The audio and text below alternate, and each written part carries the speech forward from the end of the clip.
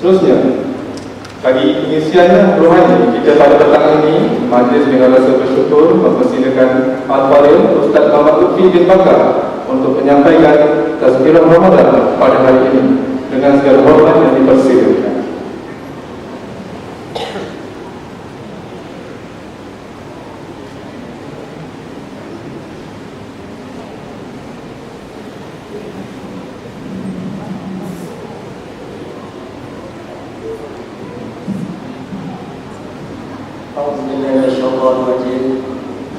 Bismillahirrahmanirrahim. Alhamdulillahi rabbil alamin, wassalatu wassalamu ala asyrafil anbiya'i wal mursalin wa ala alihi wa sahbihi ajma'in. Wal 'aqibatu lil muttaqin wal 'udwana illa 'alal zalimin. Asyhadu an la ilaha illallah wahdahu la syarika lah wa asyhadu anna Muhammadan abduhu wa rasuluh. Allahumma salli ala Sayyidina Muhammad Sayyidil Mursalin Habibina Al-Karim wa Rasulina Al-Azim wa Syafi'ina Yawmal Qiyamah Sayyidina Muhammad wa ala alihi wa sahbihi ajma'in. Qala Allah Ta'ala fi Kitabil Aziz, A'udzu billahi minasy syaithanir rajim. Ya ayyuhalladzina amanu ittaqullah. Ya ayyuhalladzina amanu ittaqullah wa tanzur nafsum ma qaddamat lighad. Wattaqullah, innallaha khabirun bima ta'malun. Shadaqallahul azim. Assalamualaikum warahmatullahi wabarakatuh. Terima kasih kepada saudara Muhsin Majlis, saudara Zainal. Semakin lama semakin handsome dan berseri walaupun dalam bulan puasa. Yang dimuliakan Profesor Dr. Muhammad Rasad Muhammad, Presiden MMU, Seterusnya Haji Amsuri bin Abdul Majid, Ngarang Kampus MMU Melaka, Barisan Ahli Jatuh Kuasa Bakir, Ahli Jawatan Kuasa Masra, Ahli Jatuh Kuasa Masjid Al-Irsyad, dan seterusnya warga MMU, mahasiswa, mahasiswi, muslimin dan muslimat, dan tidak lupa juga kepada tetamu jemputan kita yang kita raikan pada petang ini. Mudah-mudahan kita semua diraikan ataupun mendapat rahmat Allah Subhanahu wa ta'ala. Muslimin muslimat yang dirahmati Allah, apabila Tuan Presiden kita menyuruh kepada saya untuk mengupas sedikitlah tentang jemputan, ceramah jemputan berkaitan dengan pengisian pada petang ini, walaupun dalam masa yang singkat. InsyaAllah saya cuba dalam yang pertama sekali. Sebenarnya saya terpanggil untuk berkongsilah kepada muslimin muslimat ataupun hadirin hadirat berkaitan dengan program yang kita laksanakan iftar perdana ini setiap tahun dalam bulan Ramadan, di mana dalam program ini saya setiap tahun diamanahkan untuk mencari mereka yang dikatakan layak untuk menerima sumbangan zakat daripada MMU. Dan mencari ini tuan-tuan dan puan-puan sekalian bukanlah satu benda yang mudah. Ia merupakan satu amanah supaya memastikan yang menerima ini adalah selayak-layaknya. Cuma saya nak kongsilah kepada tuan-tuan dan puan-puan sekalian, bila kita berbicara bulan Ramadan Al-Mubarak, contohnya apabila penyimpan mohon-mohon besar mengatakan besok berpuasa, secara jujurnya tuan-tuan dan puan-puan sekalian, apa perasaan kita? Alamak, besok dah tak boleh makan. Bagi yang merokok, alamak, dah tak boleh nak merokok pada siang hari. Dan banyaklah perkara-perkara yang kebanyakan negatif. Dan ada juga bila ditanya antara yang lain, dia kata tak apa, malam ni kita makan sepuas-puasnya dan besok dah start puasa. Maka banyak di curung-curung radio ataupun televisyen, bila tibanya Ramadan, mereka menyebut antara yang lain, Ramadan tiba, Ramadan tiba,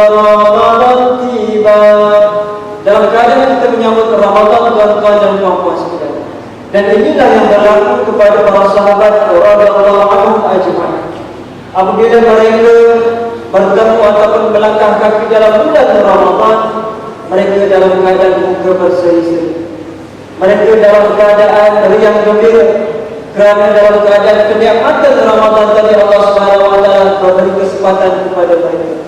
Tapi seandainya persoalannya pada hari ini, tuan-tuan dan puan-puan sekalian, ibu-ibu, bapak-bapak, nenek-nenek sekalian, adakah dalam Ramadan tadi kita mempunyai perasaan tersebut? Seandainya kita pada hari ini kita telah berada dalam lebih kurang 18 Ramadan, 18, dan hampir-hampir masa yang terakhir, tuan-tuan dan puan-puan sekalian, adakah dalam keadaan kita merasakan diri nak habis Ramadan, tak sabar nak raya? Dan hari ini banyak juga di radio telah memainkan lagu-lagu raya. Satu hari di hari raya, dua hari pun hari raya, tiga hari pergi pasar raya, empat hari pergi pusat raya kan. Jadi kubur berang, kubur ziarah kubur. Jadi nak kata di sini tuan-tuan dan puan-puan sekalian, saya dah menggambarkan dalam keadaan, adakah Ramadan yang tiap-tiap tahun kita lalui ini tadi seolah-olah Ramadan yang biasa-biasa kita lalui? Persoalannya, adakah puasa yang kita puasa hari ini sama seperti puasa kita dah jana, sama puasa kita semasa di sekolah menengah, ataupun puasa kita pada hari ini, tuan-tuan, puan-puan, ibu-ibu, bapa-bapa yang dirahmati Allah Subhanahu wa taala, puasa kita ini mencapai apa yang diajarkan Rasulullah sallallahu alaihi wasallam. Puasa ini mencapai KPI yang dimasukkan oleh Allah Subhanahu wa taala. Sebab itulah dalam keadaan, kenapa ramai orang, ada manusia dalam keadaan mereka berpuasa pada siang hari tapi mereka tidak solat, tuan-tuan. Dan ini realiti. Adakah dalam keadaan solat itu, puasa itu wajib, tapi solat dalam keadaan tidak wajib? Tidak. Tapi inilah yang berlaku apabila kita sebagai seorang Muslim, adik-adik yang dirahmati Allah, dalam keadaan kita tidak memahami yang dikatakan roh dalam ibadat. Hari ini kita puasa, tetapi kita tidak mencapai mengetahui apakah yang dimaksudkan dengan roh ibadat puasa. Contohnya, jika kita melihat dalam bulan Ramadan, tuan-tuan dan puan-puan sekalian, kita dalam keadaan tidak erti maksud puasa tadi yang bermaksud menahan lapar dan dahaga. Kenapa persoalannya, tuan-tuan dan puan-puan sekalian? Dalam ibadah puasa ini, dalam keadaan kita perlu menahan lapar dan dahaga, tujuannya apa? Adakah tujuannya supaya kita boleh berjumpa cermat? Nasib dah tengah hari tak ada makan. Adakah ini tujuan tuan-tuan? Tetapi dalam keadaan, jika kita memahami puasa ialah apabila kita menahan lapar dan dahaga, kita akan merasai yang dikatakan kelaparan dan kehausan. Hari ini tuan-tuan dan puan-puan sekalian, kita lapar dan haus kerana satu kewajiban daripada Allah. Kita lapar dan haus ada masanya, daripada terbit fajar sehingga terbenam matahari, kemudian kita boleh makan dan sebagainya. Tetapi di luar sana, bagaimana ada manusia, tuan-tuan, dalam keadaan mereka lapar, dalam keadaan mereka kehausan, kerana mereka tidak ada makanan dan minuman. Hari ini kita lapar dan dahaga, tapi dalam peti ais kita, Masya Allah, bermacam-macam makanan. Semalam punya pun tak habis, hari ini dah pergi ke bazar Ramadan, tuan-tuan dan puan-puan sekalian. Bagaimana kita nak merasai kesusahan? Bagaimana kita nak prihatin kepada mereka yang susah, dalam keadaan kita tidak memahami yang dikatakan puasa yang sebenar? Beberapa yang kalangan hari ini, hadirin sekalian, dalam keadaan kita berpuasa tetapi tidak mencapai apa yang disebut oleh Rasulullah sallallahu alaihi wasallam dalam hadisnya, man shama Ramadan imanan wa ihtisaban ghufira lahu ma taqaddama min dhanbi. Sesiapa yang berpuasa dalam bulan Ramadan imanan dengan penuh keimanan kepada Allah, wa ihtisaban dengan penuh pengharapan kepada Allah Subhanahu wa taala, ghufira lahu ma taqaddama min dhanbi. Allah Subhanahu wa taala di akhir akan mengampunkan segala dosa-dosa mereka yang mencapai arti kata dalam puasa yang sebenar. Jadi dalam program iftar perdana ni, tuan-tuan dan puan-puan sekalian, MMU alhamdulillah telah berjaya melaksanakan saban tahun. Dan untuk makluman tuan-tuan puan-puan sekalian, bukanlah mudah dalam melaksanakan program bermacam-macam kerana. Cuma saya nak kongsi dalam keadaan pengalaman saya dalam mencari asnaf-asnaf mereka yang susah ni, tuan-tuan. Sehingga saat ini kita malukan semua 5 orang daripada penerima asnaf kita telah meninggal dunia. Dan yang terbaru lebih kurang 4 minggu sebelum bulan Ramadan, yang bernama Nenek Nelah bin Baba telah kembali ke rahmatullah. Jadi insyaAllah mudah-mudahan sama-samalah kita sedekahkan surah Al-Fatihah kepada mereka, mudah-mudahan rohnya dalam rahmat Allah Subhanahu wa taala. Al-Fatihah.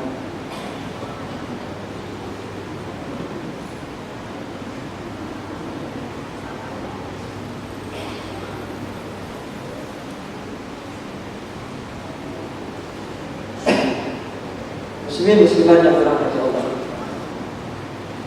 Bila saya membicarakan Nelah bin Baba ni, tuan-tuan dan puan, pertama sekali saya kenal dia, kali pertama dia tinggal berdua bersama suaminya yang sudah uzur, duduk di atas bencana kursi roda yang tak mampu untuk bergerak. Itu kali yang pertama pada Ramadan yang pertama. Jadi pada Ramadan seterusnya, setahun seterusnya, saya datang kembali selepas siri pertemuan yang lain. Dalam keadaan dikabarkan suaminya sebelah kakinya dipotong kerana kencing manis. Kemudian tahun yang seterusnya, melihat datang kembali 2 kakinya pula telah dipotong. Dan akhirnya yang kali yang keempat, tuan-tuan dan puan-puan sekalian, dalam keadaan bila saya sampai, kata abang telah meninggal tinggallah mati surah. Melihat dalam keadaan tuan-tuan dan puan sekalian, bagaimana seorang yang boleh saya panggil sebaya dengan mak saya, ataupun kalau mungkin ada di sekitar berpanggil ini, dalam keadaan dia perasaan yang cukup kental untuk menjaga suami dia yang uzur, dan dia terpaksa bekerja, kebetulan yang hadapan ada kedai makan, dia bolehlah menjaga suami dia. Dan bila sampai pada tahun yang kemudian, tahun ini tuan-tuan, bila saya dikabarkan yang makcik Badani telah meninggal dunia, Allah. Dan bagaimana dalam keadaan nak menggambarkan, bila setiap kali saya jumpa makcik-makcik yang di hadapan saya dan juga pakcik-pakcik, bila melihat dalam keadaan bagi salam assalamualaikum, dan bila mereka melihat saya, dia kata, ustaz kan, alhamdulillah masih lagi ingat tuan-tuan. Cuba kita bayangkan bagaimana dalam keadaan hari ini kita merasa suka bila orang kenal kita, tuan-tuan. Orang ingat kita ni, ingat kerana berkaitan dengan kebaikan. Tapi kita bayangkan dalam keadaan di padang mahsyar kelak, tuan-tuan dan puan-puan sekalian, di padang mahsyar dalam keadaan setiap manusia ni tadi, mereka takkan tidak dalam keadaan melihat masalah orang lain. Mereka ini hanya sibuk berkaitan mengira ataupun berkira-kira tentang amalan yang cukup ataupun tidak. Bagaimanakah dalam urusannya di hadapan Allah Subhanahu wa taala. Tetapi dalam keadaan kesibukan itu, tuan-tuan dan puan-puan sekalian, tiba-tiba datang beberapa orang datang kepada kita dan mengatakan, inikah abang yang menerima saya, inikah abang yang tolong saya ketika saya kesusahan. Baiklah tuan-tuan yang dirahmati Allah, bagaimana dalam keadaan pada mahsyar kelak, dalam keadaan tiba-tiba datangnya penyelamat, tiba-tiba datangnya dalam keadaan yang dikatakan pelampung yang boleh membantu kita untuk masuk ke dalam syurga Allah Subhanahu wa taala. Sebab itu antara yang lain, bila kita membicarakan berkaitan dengan Ramadan al-Mubarak, dan di dalamnya adalah ibadat puasa, tujuannya antara hikmahnya pada hari ini kita merasai bagaimana kesusahan, kita merasai bagaimana kesulitan orang-orang lain yang susah, tuan-tuan hadirin yang dirahmati Allah. Bahkan contoh yang lain, dalam bulan Ramadan juga yang kita panggilkan bulan keberkatan, bulan Ramadan juga yang melihat, kita boleh lihat bagaimana ramai di kalangan umat Islam yang bermurah hati mengeluarkan sedekah dan sebagainya. Dan inilah yang disebut oleh Allah Subhanahu wa taala dalam surah Al-Baqarah, surah yang kedua, dalam ayat 261, Allah Taala berfirman, a'udzubillahi minasyaitonir rajim, mathalul ladzina yunfiquna amwalahum fi sabilillah kamathali habbatin anbatat sab'a sanabila fi kulli sunbulatin mi'atu habbah. Sadaqallahul azim. Allah Taala berfirman, perumpamaan orang-orang yang menginfakkan, yang mengeluarkan sedikit rezeki yang kita miliki hari ini. Ingat tuan-tuan, Allah Subhanahu Wa Taala beri kita rezeki. Tidak kira sama ada miskin ataupun kaya, susah ataupun senang. Rezeki yang ada pada kita ini, tuan-tuan dan puan-puan sekalian, sebenarnya di sana ada sebahagian yang perlu kita kongsikan dengan saudara-saudara kita, yang perlu kita kongsikan dengan jiran-jiran kita yang susah dan sebagainya, yang perlu kita kongsikan dengan ahli keluarga kita. Dan Allah Ta'ala memberikan ganjaran yang hebat, tuan-tuan yang dirahmati Allah. Kama zali habbatin, perumpamaan hari ini sedang jemaah sekalian. Hari ini sekiranya saya bagi pakcik-pakcik dan makcik sebiji benih. Contohnya biji benih apa macam? Suka makan apa? Contohlah buah durian. Okey, satu biji benih yang cukup hebat ataupun yang terbaik. Jadi setiap orang ni tadi, bila balik ke rumah bawa biji benih ini dan kita tanam di rumah kita, kita semai, kita baca dan kita serap. Dan akhirnya sebiji benih ini tadi akan menumbuhkan tunas. Dan tunasnya akan keluar hujung dahan.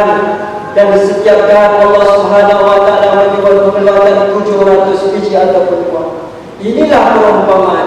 Sekiranya hari ini tuan-tuan dan puan-puan sekalian, kita keluar sedikit rezeki daripada kita, yang kita dapatkan gaji kita setiap bulan ni tuan-tuan, keluar sedikit RM1 dan sebagainya, satu tadi Allah Ta'ala gandakan dengan 700 kali ganda. Mana ada saham ataupun mana ada skim yang terlalu cepat kaya macam itu tuan-tuan. Tetapi inilah yang dijelaskan dalam Al-Quran. Adakah tidak percaya dengan janji Allah Subhanahu Wa Taala? Dan pastinya dalam keadaan janji Allah, tuan-tuan dan puan-puan sekalian, mungkin bukan hari ini, mungkin bukan esok, mungkin bukan tahun ini, tetapi mungkin balasannya di akhirat. Dan bagaimana setelah saya ini berkongsi lagi satu cerita yang berlaku pada zaman para sahabat radhiyallahu anhum ajma'in. Bagaimana dalam kisah ini yang boleh tuan-tuan puan-puan baca dalam kisah Fadilah Sedekah karangan Syekh Muhammad Zakaria Al-Mandalawi, menceritakan bagaimana ada 3 orang bersaudara. Yang pertama yang dinamakan yang bernama Sayyidina Hasan, yang kedua Sayyidina Husain, dan yang ketiga Abdullah bin Ja'far. Sekiranya saya tanyalah kepada tuan-tuan dan puan-puan sekalian, kenal tak Sayyidina Hasan? Cucu Rasulullah SAW. Kenal tak Sayyidina Husain? Cucu Rasulullah SAW. Dan siapakah Abdullah bin Ja'far? Okey, sebelum itu dalam keadaan saya nak bawa kenal, bahawa kalau atas sekali dalam dunia salugado di tuan-tuan dan puan-puan sekalian, atas sekali iaitu Abdul Muttalib yang merupakan datuk kepada Rasulullah SAW. Dan Abdul Muttalib ada anak yang pertama bernama Abdullah, yang merupakan bapa ataupun ayah Nabi Muhammad SAW. Yang kedua Abu Talib. Yang ketiga antaranya iaitu Abu Jahal, Abu Lahab, yang ia juga merupakan pakcik Rasulullah SAW. Dan pada Abu Talib ni tuan-tuan dan puan-puan sekalian, adanya anak yang pertama bernama Ali. Itulah Sayyidina Ali. Siapa Sayyidina Ali tuan-tuan? Dia dengan Rasulullah siapa? Sepupu. Tetapi kerana dia berkahwin dengan anak Rasulullah SAW, ia merupakan menantu kepada Rasulullah, dan Rasulullah merupakan bapa mertua kepada Sayyidina Ali. Dan kemudian Ja'far tadi lahirnya adanya anak yang bernama Abdullah. Jadi 3 orang bersaudara ni tadi.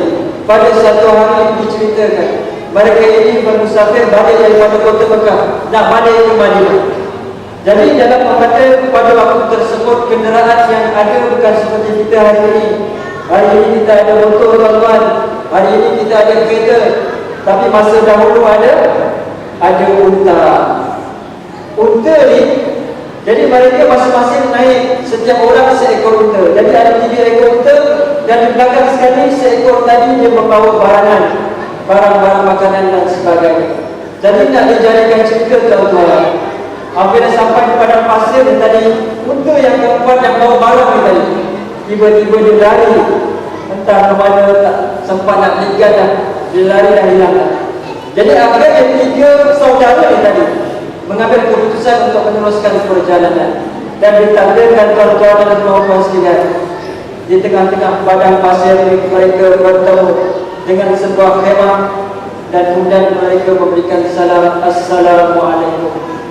Kemudian dijawab salam oleh seorang perempuan yang tua di dalam khemah tadi, Waalaikumsalam. Jadi Sayyidina Hasan, Sayyidina Husain dan juga Abdullah bin Ja'far bertanyalah kepada makcik, wahai makcik, kami bersaudara ini bermusafir dan kebetulan makanan kami dibawa lari oleh unta dan sekarang kami kehausan dan kelaparan makcik. Ada tak benda yang boleh kami minum dan kami makan? Jadi makcik yang tua ni tuan-tuan duduk di kemah tuan-tuan dan puan-puan sekalian. Dia mengatakan, wahai anak, ada di belakang sana seekor kambing tua. Pergilah ke sana, beralah susunya dan minumlah. Jadi ketiga saudara kita ini pergilah mencari kambing tua ini dan berah susu dan diminum. Kemudian dah habis hitamnya dahaga, ketiga saudara ini bertemulah dengan makcik tadi. Wahai makcik, ada tak makanan yang boleh kami makan untuk mengalas perut kami? Dia kata, nak ada. Pergilah kambing tadi, kamu sebenarnya ada, kamu lapar dagingnya, bawalah daging kembali, makcik akan masakkan untuk kamu. Dan bila mereka bertiga dengar saja tuan-tuan, mereka tanpa membuang masa pergilah. Sepelih kambing tadi lapar dan daging tadi diberikan kepada makcik tadi untuk dimasak. Bila siap saja dimasak tuan-tuan dan puan-puan sekalian, makcik ini menjamu tiga bersaudara tadi untuk makan sampailah habis. Jadi bila dah habis ni tadi, tiga bersaudara tadi bercakap dengan makcik, wahai makcik, terima kasihlah kerana memberi kami minum, terima kasihlah kerana menjamu kami makan. Tetapi hari ini kami tidak ada apa-apa untuk memberikan kepada kamu, wahai makcik. Tetapi makcik, sekiranya kamu datang ke Madinah nanti, sampai ke tempat kami, jumpalah dengan kami, sebutlah di mana Bani Hashim, dan saya akan tunjukkan di mana kami duduk. Persoalannya tuan-tuan, kenapa mereka menggunakan Bani Hashim? Saya boleh jawab. Kerana waktu dulu tak ada pospor ataupun alamat tuan-tuan. Jadi mereka nak kena tunjuk kat mana dia ikut kabilah ataupun Bani. Jadi kalau Bani Hashim ikut sebelah sana, kabilah yang ada di sana. Jadi kalau makcik datang ke Madinah, pada mudah Bani Hashim kat mana, dia akan pergi ke sana. Jadi nak ditakdirkan Allah Subhanahu Wa Taala. Lepas mereka makan, mereka pun pergilah meninggalkan makcik tadi. Dan kemudian datangnya seorang lelaki pula. Dia beri salam kepada kemah tadi, Assalamualaikum, dan dijawab oleh makcik tadi, Waalaikumsalam. Dan lelaki itu masuk ke dalam rumah dia tadi. Siapakah gerangan lelaki tadi tuan-tuan puan-puan sekalian? Itulah suami kepada makcik tadi. Dan bila sampai dekat rumah, suami dia tanya, mana kambing? Manakah kambing yang untuk makan dah lapar tadi? Allah baru sekejap tadi tiga orang pemuda datang kat sini, kata mereka musafir, tak ada makanan, saya jamu mereka dengan kambing kita, bang. Dan dikatakan dalam kitab ini meriwayatkan suami ni tadi dia berceloteh sehingga kan habis perkataan celoteh dah tak ada apa dah. Nak kata lama dia marah kepada isterinya kerana memberikan hanya seekor kambing tadi, harta dia kepada orang lain. Jadi sekian selepas itu, dalam masa yang lama ditakdirkan suami isteri ini dalam keadaan jatuh kemiskinan, dan mereka terpaksa pergi ke Madinah untuk mencari pekerjaan, dan mereka mendapat satu pekerjaan. Pekerjaan ini tuan-tuan dan puan-puan sekalian, kalau hari macam-macam kerja sebagai di Yayamin tadi, membersihkan tempat-tempat dan sebagainya. Tetapi bagaimana makcik ni tadi di kota Madinah, dia bekerja menyodok najis unta, di mana di tanah Arab ni cuaca di sana panas kering. Jadi walaupun banyak najis unta ni, dia tak berbau tuan-tuan, dia kering. Berbeza tempat kita ni, cuaca dia panas lembab. Kalau kucing kita ni berak dekat rumah kita ni, rasa satu rumah kita berbau. Jadi makcik dengan suami dia kerjanya mengumpul najis unta pada siang hari, dan malamnya dia jual najis unta ni tadi untuk menjadi bahan bakaran. Dan itulah rezeki mereka.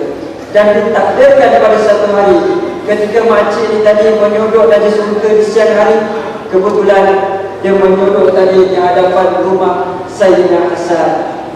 Dan kebetulan Sayyidina Hasan berada di luar rumah. Dari jauh dia nampak makcik, terdetik di hati dia, macam kenal je makcik, macam pernah jumpa tapi di mana dia. Dan kemudian dia pergi kepada makcik ni, kata, "Wahai makcik, kenal tak saya?" Makcik ni kata, "Apa tuan-tuan?" "Makcik tak kenal lah. Makcik tak pernah jumpa. Makcik tak kenal ke? Saya lah 3 orang saudara yang dulu singgah dari tempat makcik. Makcik jamu kami dengan kambing sampai habis kambing makcik. Makcik tak ingat?" "Tak." Tengoklah tuan-tuan dan puan-puan semua, bagaimana orang yang ikhlas, dia tidak akan ingat apa yang disedekahkan. Kalau kita lah tuan-tuan, datang 3 orang lelaki atau 3 orang datang ke rumah kita, kata lapar tak ada makan, kita jamu ni yang lapar, ni ada kambing ni tadi. Belum sempat kita cakap, simpankan sikit untuk tuan rumah, dah habis lah. Agak-agak lah berapa lama kita ingat peristiwa tersebut. Pasti kita kata kalau jumpa 10 tahun, ini dulu pun kan yang makan kambing aku sampai habis. Tapi makcik ni tuan-tuan dan puan-puan sekalian, bila Sayyidina Hasan tanya, "Makcik tak kenal ke?" "Tak kenal lah." Dan Sayyidina Hasan kata, "Tak apalah makcik, dulu kami telah berjanji kami akan membalas jasa makcik." Dia panggil kadang dia, "Wahai kadang, ambillah 1000 kambing, 1000 ekor kambing dan juga 1000 dinar emas, berilah kepada makcik." Allah Akbar, tuan-tuan, orang yang tak kenal tiba-tiba bagi dia tuan-tuan. Kemudian makcik pun dah nak ambil lah. Dia kata, "Tunggu dulu makcik, ada lagi saudara saya iaitu Sayyidina Husain. Dia juga nak jumpa dengan makcik." Jadi Sayyidina Hasan bawa makcik tadi jumpa lah dengan Sayyidina Husain, tuan-tuan dan puan-puan sekalian. Bila sampai ke rumah Sayyidina Husain, Sayyidina Husain pun nampak, macam makcik yang dulu-dulu tu. "Makcik kenal saya tak?" "Tak kenal tak." Makcik tak kenal, tak pernah jumpa pun sebelum. Baiklah tuan-tuan yang dirahmati Allah, kalau kita lah orang yang pertama tak kenal bagi 1000 ekor kambing dengan 1000 dinar emas, kalau orang yang kedua kita kata kenal, agak-agak bagi banyak tak? Kita ambil kesempatan tu. Tetapi makcik ni masih lagi dalam keadaan tak kenal lah. Dan bila Sayyidina Husain kata, "Wahai makcik, saudara saya bagi apa?" Dia bagi 1000 ekor kambing dan juga 1000 dinar emas. Begitu, kalau begitu saya juga bagi 1000 ekor kambing dan juga 1000 dinar emas. Dan makcik ini dalam keadaan dia dah ada 2000 ekor kambing dan dah ada 2000 dinar emas. Baru dia nak balik, kata, "Wahai makcik, ada lagi salah seorang saudara kami iaitu Abdullah bin Ja'far duduk di sana." Jadi makcik pergilah. Baiklah tuan-tuan, 2 orang yang tak kenal bagi duit. Kalau kita pergi orang yang ketiga, kita kata kenal, saya lebih banyak kita kata. Tapi makcik ni bila pergi jumpa dengan Abdullah, kalau tanya masih lagi tak kenal tuan-tuan, tak kenal dah, makcik tak ingat langsung. Tapi tak apalah. Dia kata, "Wahai makcik, saudara-saudara saya bagi apa?" Dia kata, "Setiap seorang bagi seorang 1000 ekor kambing dan juga 1000 dinar emas." Abdullah bin Ja'far kata, "Wahai makcik, mereka itu titi, mereka itu jauh, mereka itu cucu Rasulullah SAW. Kalau begitu tak apalah, saya bagi makcik 2000 ekor kambing dan 2000 dinar emas." Dan akhirnya tuan-tuan, seorang perempuan tua yang miskin hanya menyuruh dan seperti ini pulang ke rumah dalam keadaan jutawan, dalam sekelip mata dengan izin Allah SWT. Dan bila balik ke rumah tadi, dia bagi salam, "Assalamualaikum," dan disambut oleh suami dia. Bila suami dia tengok banyaknya kambing, banyaknya duit, agak-agak apa yang ditanya kepada suami ini. Dan isteri dia kata tadi, "Abang, inilah berkat seekor kambing tua." Agak-agaklah suami dia cakap, "Apa tuan-tuan? Dulu abang tak marah. Masa dulu abang risau sebab tak ada makanan, tu yang abang berbebel sampai tak ada perkataan. Itu biasalah kita." Jadi nak menggambarkan di sini tuan-tuan, kita jangan merasakan kita akan rugi, kita jangan merasakan kita dalam keadaan kita akan miskin seandainya kita bersedekah.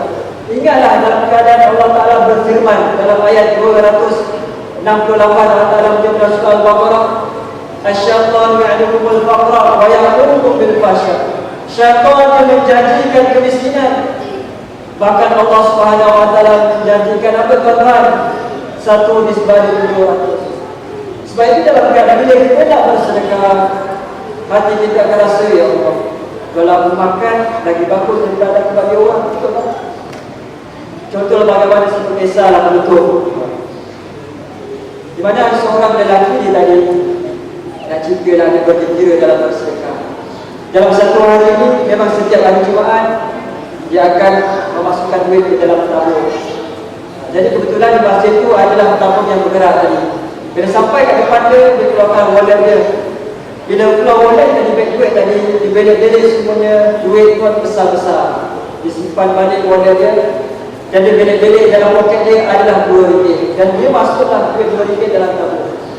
Belum lagi nak tolak tabung ni, tuan-tuan dan puan-puan sekalian, tiba-tiba di belakangnya ada seorang pakcik cuit dia hulurkan 2 not RM50 berjumlah RM100. Dia pun ambil dan dimasukkan ke dalam tabung. Bila masuk dalam tabung, terdetik dalam hati dia, ya Allah, aku yang pakai macam orang kaya, tetapi pakcik ni yang pakaian biasa-biasa terus RM100. Allah mengurangi hati dia. Jadi dia rasa tak sedap, dia tanya pakcik ni, wahai pakcik, dermawan syukur pakcik. Dan pakcik cakap sambil senyum, tak ada anak-anak, tu dua anak tadi tercicir masuk keluar border. Rupanya yang disedekah tadi dia tuan-tuan. Jadi bila dia tengok tabung dah jauh dah. Jadi dia kata, ya Allah, inilah cukuplah untuk setahun aku berderma. Jadi nak kata sini dalam keadaan kita jangan merasa takut kita akan miskin, tuan-tuan. Itu semua janji syaitan. Susah ataupun senang, kaya ataupun miskin, kita infaklah sebanyak mana kemampuan kita. Yang cukup penting dalam hidup kita, kita mempunyai perasaan untuk membantu masyarakat. Dan pastinya tangan di atas lebih baik daripada tangan di bawah. Orang yang memberi lebih baik daripada orang yang menerima. Adakah kita pada bulan Ramadan tahun ini ataupun kali ini, seperti yang disebut oleh Presiden kita, Ramadan pasti datang tiap-tiap tahun, tetapi kita tidak pasti sama ada kita mampu ataupun tidak berjumpa dengan Ramadan yang akan datang. Dan insyaAllah mudah-mudahan Allah Subhanahu wa taala menjadikan Ramadan kita seandainya Ramadan ini Ramadan yang terakhir. Moga-moga menjadilah Ramadan yang terbaik yang kita persembahkan kepada Allah Subhanahu wa taala. Ingat tuan-tuan, 2 perkara yang akan menjadi syafaat kita di pada mahsyar kelak. Yang pertama yang dikatakan puasa ini tadi, bagaimana puasa bertanya kepada Allah, ya Allah, inilah apa-Mu ya Allah yang mana lapar dan dahaga pada siang hari, izinkanlah aku bersyafaat kepada-Mu. Ya Allah, izinkan. Dan yang kedua, Al-Quran kata, ya Allah, inilah hamba-Mu yang bersekam mata membaca pada malam hari, ya Allah, kalam-Mu, izinkanlah aku untuk bersyafaat kepada-Mu. Dan Allah memberikan izin kepada-Mu. Dan itulah tuan-tuan dan puan-puan sekalian, mudah-mudahan kita dapat barakah dan keberkatan dalam bulan Ramadan Al-Mubarak. Mudah-mudahan program ini memberi manfaat kita bersama di dunia dan di akhirat. Sekiranya ada terkasar bahasa, terasa hati, mohon kemaafan. Dan pastinya setiap kali yang baik datangnya daripada Allah Subhanahu wa taala, kekurangan merupakan kelemahan daripada saya sendiri. Aku qul hadza wa astaghfirullah wa lakum. Assalamualaikum warahmatullahi wabarakatuh.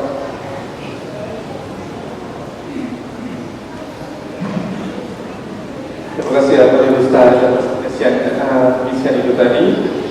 Ini sampailah masa kita ke penghujung majlis pada hari ini.